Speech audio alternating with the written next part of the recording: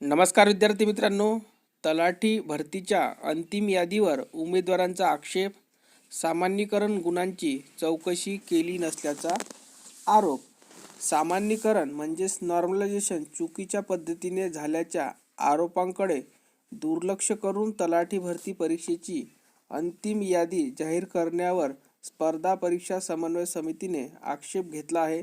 सामान्यीकरण घोटाळा झाल्याचा विद्यार्थ्यांसह काही राजकीय पक्षांनीही केला होता. असे असताना मंगळवारी रात्री उशिरा भूमी अभिलेख विभागाने उमेदवारांची निवड यादी जाहीर केली आहे. तलाठ्याच्या सुमारे 4,600 पदांसाठी 5 जानेवारीला सामान्यीकरण करून जिल्हानिहाय गुणवत्ता यादी आदिवासी बहुल जिल्हे वगळता प्रसिद्ध झाली. सामान्यीकरणामुळे 48 उमेदवारांना 200 पेक्षा जास्त गुण मिळाल्याचे दिसून आले. यावर समन्वय समितीसह विरोधी पक्षांनी आक्षेप घेतला होता.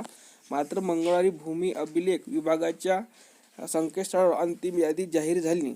परीक्षेत घोटाळा झाल्याचे अनेक पुरावे दिले असतानाही चौकशी न करता यादी जाहीर करण्यावर समन्वय समितीने अध्यक्ष राहुल कवठेकर यांना आक्षेप घेतला आहे. पुढील प्रक्रिया जिल्हास्तरावर. आता पात्र उमेदवारांना पुढील प्रक्रिया पार पाडावी लागणार आहे. ओळख प्रमाणपत्रे आणि संबंधित कागदपत्रे आणि चारित्र्य पडताळणी, वैद्यकीय तपासणी, समांतर आरक्षणाप्रमाणे कागदपत्रांची पडताळणी आदी नियुक्तीपूर्वीची कार्यवाही जिल्हास्तरावर होणार आहे. याचे वेळापत्रक संबंधित जिल्ह्याच्या संकेतस्थळावर प्रसिद्ध करण्यात येईल, असे भूमी अभिलेख विभागाच्या अतिरिक्त संचालक तथा तलाठी भरती परीक्षेच्या राज्य समन्वय सरिता नरके यांनी स्पष्ट केले. आक्षेप काय आहे? 3 टप्प्यात 57 सत्रामध्ये झालेल्या परीक्षेत पहिल्या 15 उमेदवारांचे सरासरी गुण सामान्यीकरण सूत्रात वापरण्यात आले आहे. पहिल्या क्रमांकाच्या काही उमेदवारांनी गैरप्रकार केल्याचा आरोप झाला आहे. प्रामाणिक उमेदवारांच्या गुणांच्या आधारे सामान्यीकरण केल्यास गुणवत्ता यादी बदलण्याची शक्यता असल्याचे उमेदवारांचे म्हणणे आहे.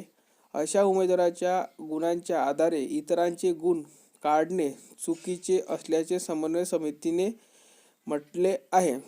निवड यादी जाहीर करण्याआधी आरोपांची चौकशी करण्याची मागणी झाली होती.